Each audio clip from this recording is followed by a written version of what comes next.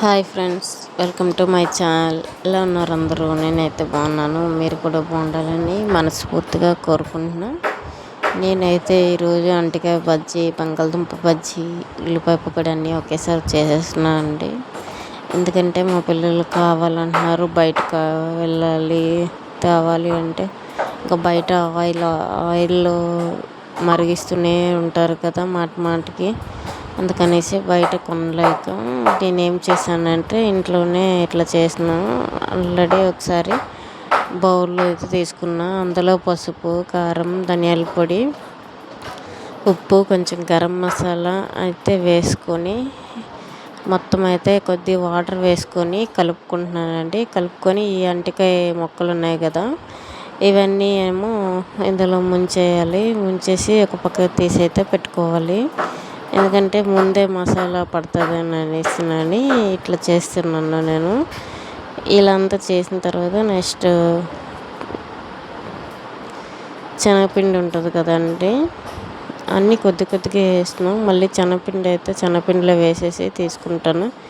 శనగపిండి అయితే కలుపుతాం మళ్ళీ వేరేగా.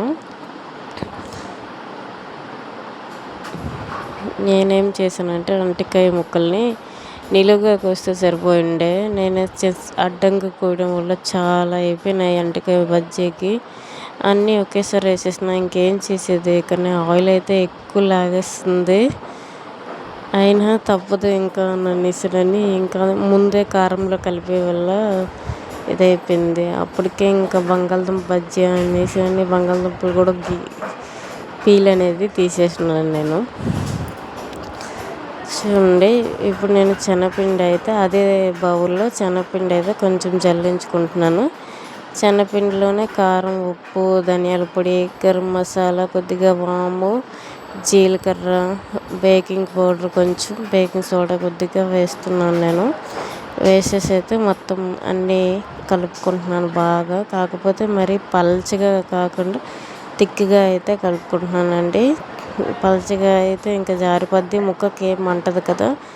అందుకు దోశ బ్యాటర్ కన్నా ఇంకా థిక్గా కలపాలి. దోశ బ్యాటర్ కొంచెం పల్చగా కలుపుతాం కదా, అట్లా కాకుండా జారుతూ ఉండేటట్టు కలుపుతాను. అంతేకాని మరీ థిక్గా అయితే కలపట్లేదు వాటర్ వేసేసి.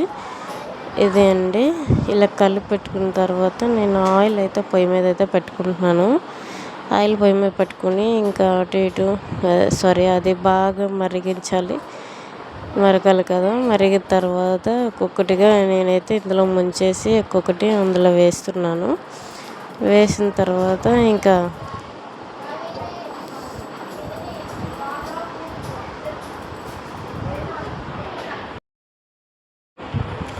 ఇందులో కొంచెం బియ్యం పిండి కూడా వేసేసి అయితే కలుపుకున్నానండి. కలుపుకొని ఇవన్నీ ఒక్కొక్కటిగా ఆయిల్ మరిగిన దాంట్లో అయితే వేస్తున్నాను నేను ఒక్కొక్కటిగా. నేనేం చేసినానంటే పిల్లలు అంటే చేయడమే లేట్ అయిపోయింది, 6 అయిపోయింది. వారం చేసుంటే సరిపోతుండే, తినేసిందరు. అప్పటికే లేట్ అయిపోయింది కదా, ఇంకేం తింటారు వాళ్ళు. అసలు అన్నోటి ఎత్తి కలిపేసిన ఫ్రిడ్జ్లో పెట్టేసి మళ్ళీ మరుసటి రోజు చేసి ఇవ్వాలి అంటే ఇంకా నచ్చదు నాకు. అందుకనేసి ఆ విధంగా ఏం చేస్తానంటే మొత్తం అయితే చేసి పెట్టేసిన. ఇంకా కొంచెం పక్క వాళ్ళకి కొద్దిగా, అమ్మకి కొద్దిగా అయితే తినేసిన. ఇంకా ట్యూషన్ పిల్లలు వస్తారండి. నేనైతే ట్యూషన్ పిల్లలు వస్తారు. ఆ ట్యూషన్లో ఏం చేసిన అంటే ఒక్కొక్కటిగా కొంతమందికి ఇచ్చేసిన. ఇంకంతే, ఇలా అయితే చేశాను నేను అంటికాయ బజ్జీ. కాకపోతే టేస్ట్ అయితే బాగా వచ్చింది, కానీ ఆయిల్ అయితే చాలా అయిపోయిందండి. నేను అసలు ఆయిల్ తక్కువ యూజ్ చేస్తాను, కానీ చాలా ఎక్కువ ఆయిల్ అయితే పీల్చేసాయి మొత్తం. నెక్స్ట్ బంగాళదుంపలు కూడా కోసేసి పెట్టుకున్నా. అది ఏం చేశానంటే బంగాళదుంపలు కూడా అందులో కలిపేసినా నేను. బంగాళదుంపలు కోసేసి అందులో వేసేసి అవి కూడా సేమ్గా మసాలా కలిపేసి మళ్ళీ ఆయిల్లో అయితే ఫ్రై చేసుకున్నానండి. బంగాళదుంపలు కూడా ఇందులోనే మసాలాలో కలిపేసినా అండి. లాస్ట్లో అదైతే చూపించలేదు. అది కూడా ఒక్కొక్కటిగా తీసి అయితే ఇందులో వేసుకుంటున్నాను నేను. ఏమంటే ఆయిల్ అయితే ఒక్కొక్కటిగా దించుకుంటున్నాను చూడండి. దించుకుంటే ఇలా అయితే లాస్ట్కి వచ్చాయి.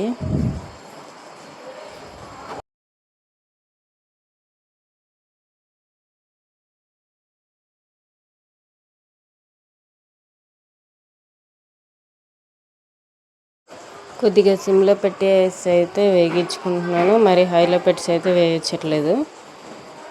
ఇది ఒక్కొక్కటిగా ఇంకా అటు ఇటు తిప్పుకొని నేను కింద పైన మొత్తం తిప్పేసి అంతా తీసుకుంటున్నానండి. ఇలా వాడతేకుంటున్నాను మొత్తాన్ని నేను. ఇదే అండి వీడియో. నెక్స్ట్ ఇందులోనూ మొత్తం అయితే అయిపోయింది నాది. ఇప్పుడు చూడండి, అది బంగాళదుంప అనేది వేస్తున్నాను కదా మొత్తం అంతా. ఇవి ఇలా ఒక 5-6 ఆయిల్ వేసేసి, అంటే చిన్న కళాయి, దూకుడు చిన్నది కదా, మూకుడు చిన్నది కదా, అందువల్ల కొంచెం తక్కువగా వేస్తున్నాను నేను. ఇలా వేసిన తర్వాత నెక్స్ట్ లాస్ట్లో కొంచెం ఉల్లిపాయలు వేసేసి అది మిగిలిపోయిందని ఆ ఉల్లిపాయ కూడా చేసినాను.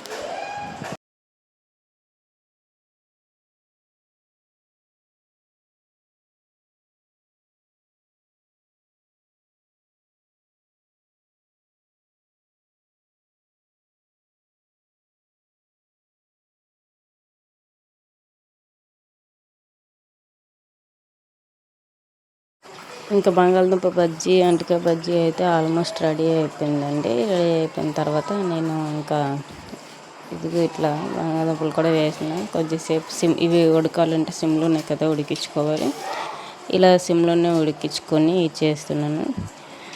నెక్స్ట్ ఏమంటే అదే పిండిలో ఏం చేసాం, మరి కొంచెం శనగపిండి వేసేసి కొద్దిగా ఉల్లిపాయలు వేసేసి, ఉల్లిపాయ అనేది నిలువుగా కట్ చేసి అయితే వేసేసినా అండి. వేసేసి ఇంకా అవి కూడా ఉల్లిపాయ కూడా లాస్ట్లో ఉల్లిపాయలు అనేవి ఆయిల్లో వేసేసి అవి కూడా పకోడీలాగా అయితే ప్రిపేర్ చేసేసినాను నేను. ఉల్లిపాయ ఒకే రోజులోనే ఉల్లిపాయ పకోడీ, బంగాళదుంప బజ్జీ, నెక్స్ట్ అంటికాయ బజ్జీ ఇట్లా ప్రిపేర్ చేసిన. ఇది అండి. ఎందుకు అంటే వాళ్ళు బయట కొనమంటున్నారు, ఇంకా పదే రీయూజ్ చేస్తారు ఆయిల్ అనేసి ఇట్లా చేసిన. ఇదే అండి నా వీడియో కనుక నచ్చినట్లయితే లైక్ చేయండి, మీరు షేర్ చేయండి, కామెంట్ చేయండి, సబ్స్క్రైబ్ చేయడం మర్చిపోవద్దు ఫ్రెండ్స్. నచ్చుతుందని అనుకుంటున్నాను నా వీడియో మీకు. నేనైతే ఇలా ప్రిపేర్ చేస్తాను, కానీ నేను ఇలాంటి బజ్జీలు గట్ట చేసేది అయితే చాలా తక్కువ అండి. మా వారు చేస్తారు, మా వారు అయితే బాగా చేస్తారు. బజ్జీలైనా పకోడీ అయినా ఏదైనా అతనే చేస్తారు. నేను ఎప్పుడైతే ప్రిపేర్ చేయను. ఆయిల్ కదా, కొంచెం దగ్గరికి వెళ్ళను అంత వేరము. అదొకటి, ఆయిల్ ఫుడ్ మేము అంత ఎక్కువ తినమండి. అందుకనేసి ఎప్పుడో పిల్లలు ఇట్లా అడిగారనేసి అలా చేసాను తప్పించి ఇంకేం లేదు. కానీ మా వారు అయితే చాలా బాగా చేస్తారండి. అతనే ఎప్పుడు చేస్తారు. అతని డ్యూటీ నుంచి వచ్చినాక ఇంకా చేస్తూనే ఉంటారు ఎప్పుడైనా. ఇదండి నా వీడియో. ఎప్పుడైనా తినాలని ఉంటే ఇంకా అతను వచ్చేటప్పుడే చేస్తామండి. అతను వచ్చేటప్పుడు చేసుకుంటాము, అడిగితే చేస్తారు. అంతే తప్పించి నేను ఎప్పుడు ప్రిపేర్ చేయను అంతే.